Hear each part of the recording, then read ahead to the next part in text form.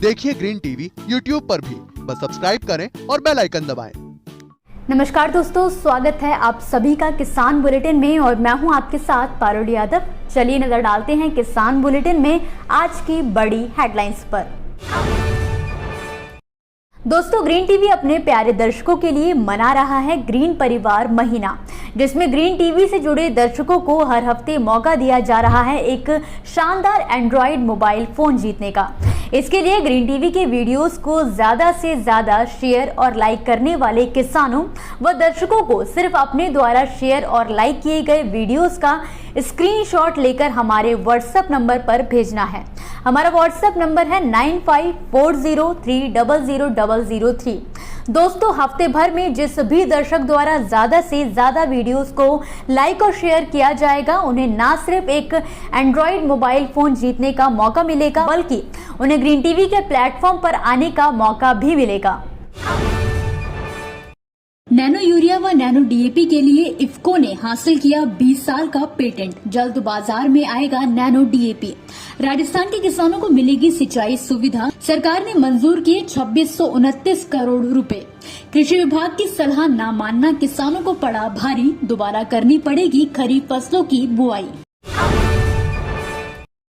किसानों को दुनिया का पहला नैनो यूरिया प्रदान कर इफ्को ने बड़ी उपलब्धि हासिल की है, जिसके बाद अब इफ्को यानी कि Indian farmers fertiliser cooperative limited द्वारा नैनो डीएपी पर काम किया जा रहा है और जल्द ही इसे मार्केट में भी लॉन्च करने की योजना बनाई जा रही है। इस बीच बड़ी खबर यह है कि अब इफ्को ने अपने नैनो टेक्नोलॉजी आधारित उर्वरक नैनो यूरिया और नैनो डीएपी के लिए 20 साल का पेटेंट हासिल किया है, जो कि एक अपने आप में एक बड़ी उपलब्धि है। आपको बता दें कि इफ्को ने शुक्रवार को ही इस बात की जानकारी दी है। इफ्को लिमिटेड ने कहा है कि उसने नैनो टेक्नोलॉजी का उपयोग करके विकसित किए गए अपने 2 नए उत्पादों नैनो यूरिया और नैनो डीएपी के लिए पेटेंट हासिल किया है। जाहिर है कि मिट्टी की घटती उर्वरा शक्ति और पर्यावरण को होते नुकसान को देखते हुए सिर्फ कृषि वैज्ञानिक ही नहीं बल्कि किसान भी नई नई कोशिशें करने में लगे हुए हैं।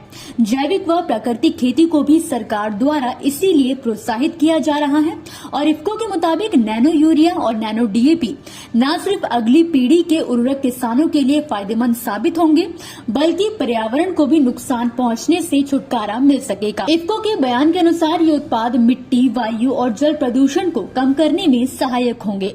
इसके अलावा ये मिट्टी को रसायनों के अत्यधिक उपयोग से बचाने का एक प्रयास है, जो इफ्को की दीर्घकालिक सोच और उसकी प्रतिबद्धता है।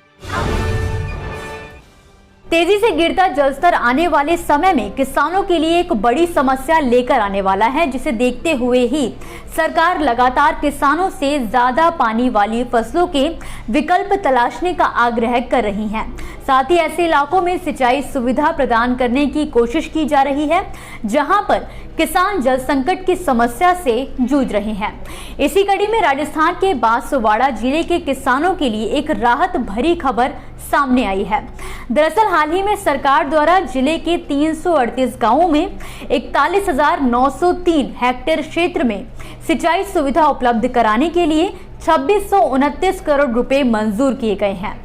इसके अलावा प्रदेश के मुख्यमंत्री अशोक गहलोत ने जिले में माही परियोजना से अपर हाई लेवल नहर निर्माण के लिए 2500 करोड़ रुपए और हरिदेव जोशी नहर और इसकी वितरण प्रणाली को ठीक करने के लिए 129.19 करोड़ रुपए की मंजूरी दी है, जिसका लाभ प्रदेश के हजारों किसानों को मिलेगा। जानकारी के लिए आपको बता दें कि राजस्थान सरकार माइक्रो इरिगेशन को बढ़ावा देने के लिए कई योजनाएं चला रही है। नई परियोजना में भी कम पानी की खपत का सिस्टम बनेगा।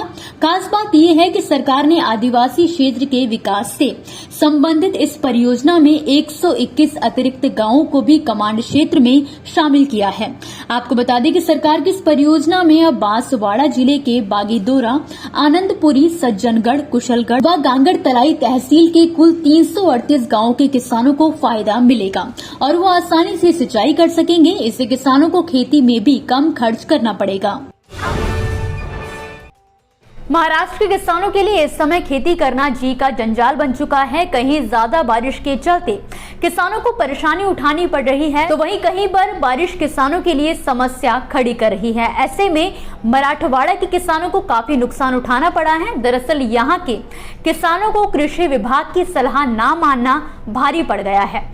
यहाँ के कृषि विभाग ने किसानों को सलाह दी थी कि जब तक कम से कम 75 से 100 मिलीमीटर बारिश ना हो तब तक खरीफ फसलों की बुआई ना करें, लेकिन किसानों ने इस सलाह को बिल्कुल नजरअंदाज करते हुए खरीफ फसलों की बुआई कर डाली और नमी के अभाव में जर्मिनेशन यानी कि फसल का जमाव ठीक तरीके से नहीं हो सका था, जिसका साइड इफेक्ट अब किसानों को खेत में देखने को मिल रहा है। इतना ही नहीं, सोयाबीन रिसर्च सेंटर के वैज्ञानिकों ने भी किसानों को सलाह देते हुए कहा था कि किसान पर्याप्त वर्षा होने की स्थिति में ही सोयाबीन की बुआई करें, लेकिन किसानों ने बिना बारिश के ही बुआई कर दी, जिससे न सिर्फ उनकी मेहनत खराब हुई बल्कि बीज की लागत भी बेकार हो गई।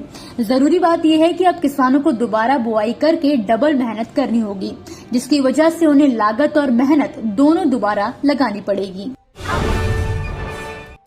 दोस्तों, ये थी वो खबरें जिन्हें हमने आप तक विस्तार से पहुंचाया, लेकिन अब हम बात करेंगे कुछ ऐसी खबरों की जिनके बारे में भी आपके पास जानकारी होना जरूरी है। तो चलिए फटाफट से एक नजर डालते हैं खेती किसानी और कृषि क्षेत्र से जुड़ी आज की छोटी बड़ी अपडेट्स पर। पीएम किसान योजना की 11वीं किश्त के बाद अब किसानों को 12वीं किश्त का बेसब्री से इंतजार है। इसी कड़ी में योजना को लेकर हाल ही में उत्तर प्रदेश सरकार द्वारा एक बड़ा अपडेट जारी किया गया है। दरअसल उत्तर प्रदेश सरकार ने पीएम किसान योजना के लिए भूमि सत्यापन को अनिवार्य कर दिया है। इसके तहत शासन ने संभागीय आयुक्तों और जिला कलेक्टरों को 31 जुलाई तक सत्यापन कार्य पूरा करने के निर्देश भी जारी कर दिए हैं। पशुपालन व मुर्गी पालन के जरिए किसानों की आय में बढ़ोतरी करने पर सरकार द्वारा जोर दिया जा रहा है। इसी कड़ी में ओडिशा सरकार द्वारा भी पिछले 2 सालों से पशुपालन केंद्रों द्वारा किसानों को मुफ्त में दवा उपलब्ध कराई जा रही है, लेकिन इसका लाभ पशुपालकों को नहीं मिल पा रहा है, जिसके कारण घरेलू पशुओं को पालने वाले किसानों व डेयरी किसानों को अपने पशुओं के इलाज में कठिनाई का सामना करना पड़ रहा है। न्यूनतम समर्थन मूल्य यानी कि एमएसपी पर गेहूं की बिक्री करने वाले किसानों की संख्या में रिकॉर्ड गिरावट दर्ज की गई है। साल 2021 से 22 में रिकॉर्ड 49,19,891 किसानों ने एमएसपी पर गेहूं की बिक्री की थी, लेकिन इस साल यानी कि रबी मार्केटिंग सीजन 2022 से 23 में ऐसे किसानों की संख्या सिर्फ 17.85 लाख ही रह गई है। हालांकि सरकारी एजेंसियों का दावा है कि गेहूं एमएसपी के लाभार्थियों की संख्या घटने के बावजूद भी किसानों की कमाई बढ़ी है। उत्तर प्रदेश के वाराणसी में उत्तम स्वास्थ्य व पोषण के लिए रसायन मुक्त सब्जियों की खेती को प्रोत्साहित किया जा रहा है। इसके लिए काशी हिंदू विश्वविद्यालय का पर्यावरण और सतत विकास संस्थान डीएसटी परियोजना के तहत गांव-गांव अभियान चला रहा है। संस्थान के वैज्ञानिक गांवों के किसानों के बीच जाकर उन्हें रसायन मुक्त दैनिक उपयोग के लिए जैविक सब्जियों के उत्पादन के लिए जागरूकता फैला रहे हैं। साथ ही उन्हें निःशुल्क सब्जियों के बीज और जैव उर्वरक भी प्रदान किए जा रहे हैं। किसानों द्वारा गन्ना मूल्य में बढ़ोतरी की तत्काल घोषणा की मांग को लेकर हजारों किसानों ने सोमवार को कर्नाटक में प्रदर्शन किया। कर्नाटक राज्य गन्ना किसान संघ ने किसानों के इनपुट लागत में बढ़ोतरी के मद्देनजर ज्यादा एफआरपी की मांग की है। संघ ने मामले को लेकर कहा है कि कर्नाटक सरकार को भी उत्तर प्रदेश सरकार का अनुकरण करना चाहिए, जहां प्रति टन गन्ना मूल्य ज्यादा है। इसी के साथ आज के किसान बुलेटिन की बड़ी खबरों में फिलहाल के लिए बस इतना ही। आप मुझे दीजिए इजाजत और देखते रहिए ग्रीन टीवी। नमस्कार। देखिए ग्रीन टीवी यूट्यूब पर भी, बस सब्सक्राइब करें और बेल आइकन दबाएं।